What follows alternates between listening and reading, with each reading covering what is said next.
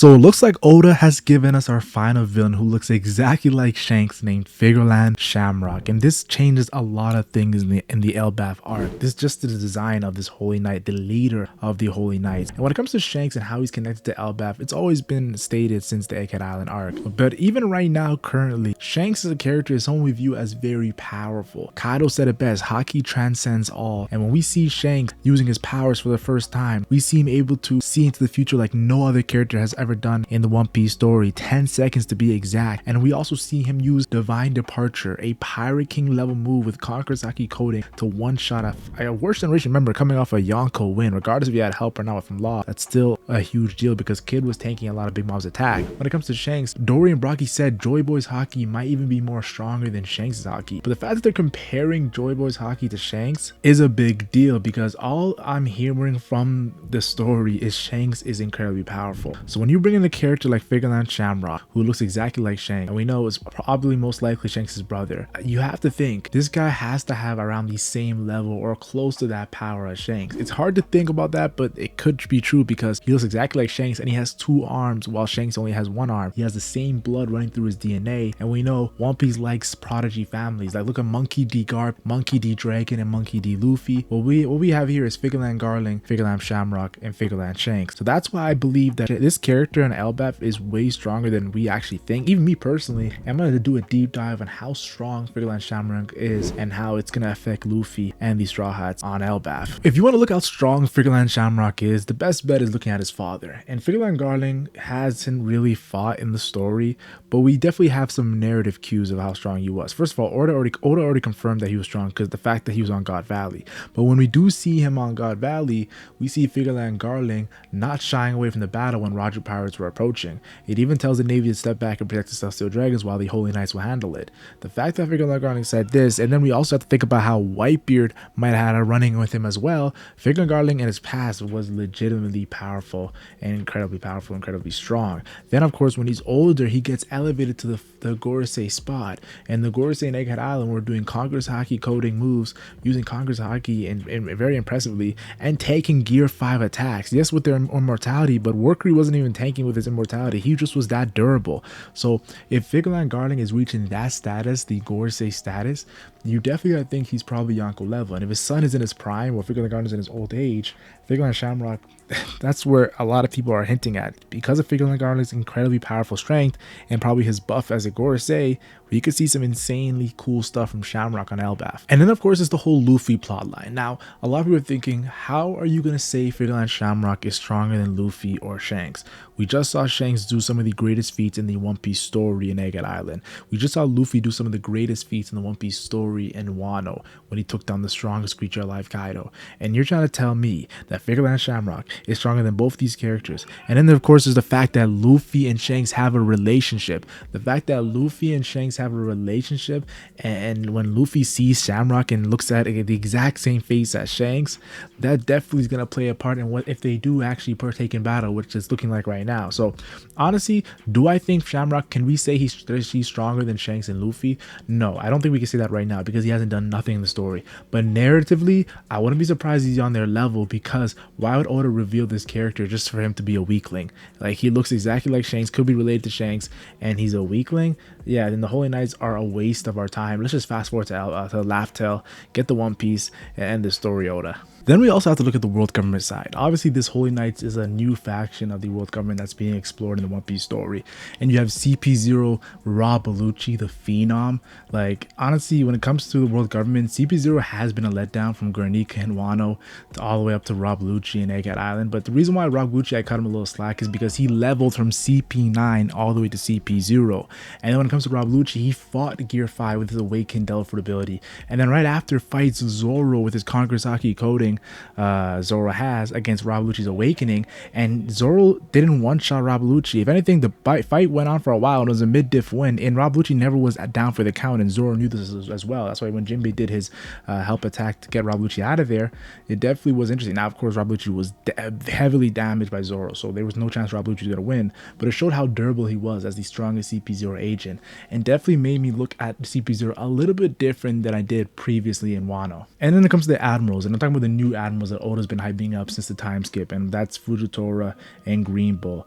And when it comes to Fujitora and Green Bull, Fujitora definitely was impressive in Dressrosa, but definitely took a backseat to where everything was going on. And then, of course, Green Bull, let's be honest here, he got bitched at the end of Wano by Red Hair Shanks, the character who looks exactly like Figarland Shamrock. So I wouldn't be surprised if Figarland Shamrock is stronger than both CP0's strongest and the new admirals, which is just shocking to say in 2025, because back in the days we would never disrespect the admirals like this. But yeah, I think this new character is probably stronger than these characters that I just talked about. And then there's Kizaru and Aokiji. Now this is a little tricky because Kizaru and Aokiji are more powerful than the characters I just mentioned, and they did get highlighted in Naked Island. Kizaru, of course, going up against Luffy, Gear 5 Luffy, and I'll be honest with you, he definitely made me think, okay, maybe yes, Luffy was his attacks were stronger than Kizaru's, but Kizaru's stamina was definitely a little bit better than Luffy's. When I say a little bit better, I mean the fact that he was Luffy's stamina has issues. His stamina issues are so insane that Kizaru and Admiral can definitely fight a bit longer than Luffy's Gear 5. And of course, Luffy, when it comes to Luffy versus Kizaru, I still would bet money on Luffy, but still, it's not as easy as we think when it comes to Kizaru's power and scaling. Then Aokiji, he went up against Garp. Garp is not sick like Whitebeard, but he is old, so he's out of his prime. And Garp in his prime was around Pirate King level, so when he's out of his prime, I'll probably think he's Yonko level. And Aokiji, with the help, of course, of the other Blackbeard pirates and Shitty of the Rain, took down Garp. Aokiji definitely got a lot of hype when it comes to his past training with the Battleship Egg. So yes, Aokiji and Kizaru are powerful, and I think this is where we do the base of Figarland Shamrock. These characters are highlighted in Egghead Island. I think Oda is going to put Shamrock minimum Kizaru and Aokiji level. And the fact that a new character I haven't even seen fight yet, I'm putting at minimum Kizaru and Aokiji level, that means his potential is through the roof in this Elbaf arc. Now, of course, in Egghead Island, Oda definitely introduced the Gorsei's powers and abilities and what they're capable of. And when you think of the Gorsei, you just think endgame. So when we were seeing that, I'm thinking, wow, it's the same feeling I had when I saw Roger fight for the first time. Like, are we allowed to see this? Like, is this things that are, as us fans, allowed to see? Because they definitely look like something that you'd see in a dream. But yes, the Gorsei, we did see their powers in Egghead Island. Saturn was taken out by Imu, but the rest of the Gorsei in Jupiter wasn't that impressive. But Mars to me was a little impressive because of the Conqueror's coding he did against the Labo Sphere. And then of course we also have Venus Drew, who cut in half like Egghead Island's top half. And then of course we also have when it comes to Venus Drew, Workery, who was tanking Gear 5 Conqueror's Haki coded attacks. That to me was the most impressive Gorsei feat.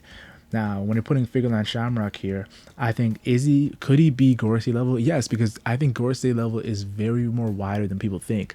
Now, I think he's probably stronger than Jupiter and probably stronger than Mars right now. I'll give it Mars, but Venus Drew and Workery is where it's a little iffy, and they could be stronger than Shamrock until I see something. That's a little bit when it comes to the Gorsei and power scaling. And then there's Akainu. I don't think Figarland Shamrock is going to be stronger than Akainu. I think he could potentially be stronger than the Gorseis I just mentioned if Oda really wants to give this guy a lot of hype. But when it comes to Akainu and Figarland Shamrock, Akainu's been built up as a final villain for so long. It would be a shame if a new character out of nowhere is just stronger than him, the Fleet Admiral of the Marines. Although I do think it's not as far, the gap is not as far as we think.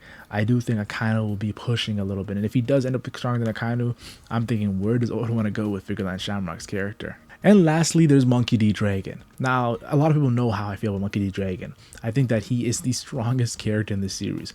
The reason why I think that is because I've always had Shanks and Dragon as the strongest, and the fact that Shanks got his moveset revealed in Egghead Island, I just think that Oda likes to save the best for last. And when it comes to Dragon, I think he is the strongest character in the story right now, currently.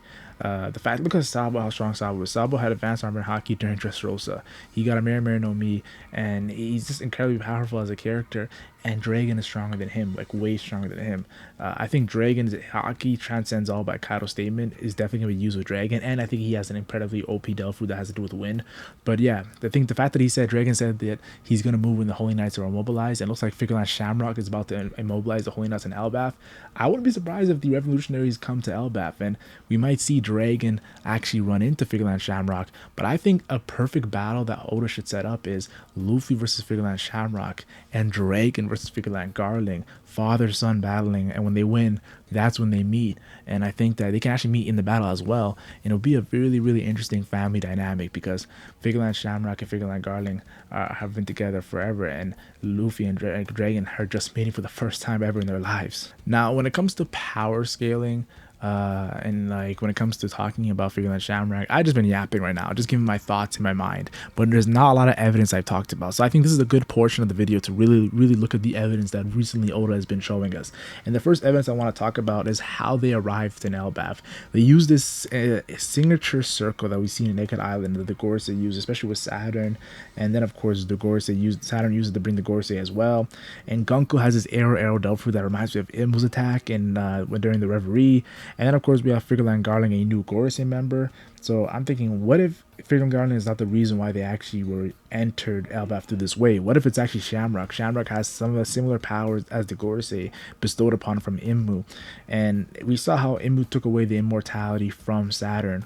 I think this could help Luffy in his overall final battle with Imbu if he's able to go get past his immortality by Shamrock. I think honestly it could be by you have to defeat Imbu to actually stop the immortality from these characters. But if there's another way to stop it, Shamrock would be the perfect guinea pig to test it out for Luffy, because he didn't solve it. A lot of people don't understand. In Naked Island, he didn't solve it when he was fighting Workery, so it needs to be solved in my opinion. And then it's the way that Figarland Shamrock moves. Like when we see him recently, he's asking for intel from Gunko.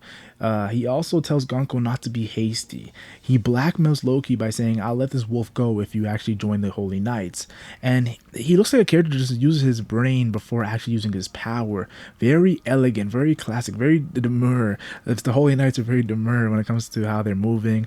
And his intellect is giving me Crocodile vibes. I'm gonna be honest with you. He's giving me Crocodile vibes when it comes to his intellect. And the fact that he doesn't have Saint in front of his name, there definitely could be a situation where he's not yet officially a Celestial Dragon like his father.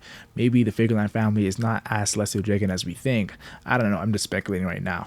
Now I have to mention Loki. Loki says this is only happening when it comes to him getting attacked and beat up and his friends getting beat up as well in the underworld. He says this is only happening because I'm locked up. And Shamrock says the results would be the same, meaning he is confident in his power to take on Loki. Now Loki is a man who's using Future Sight right in front of their face. He's a man who they know has a legendary Delphood. He's a man that won up against Shanks 6 years ago.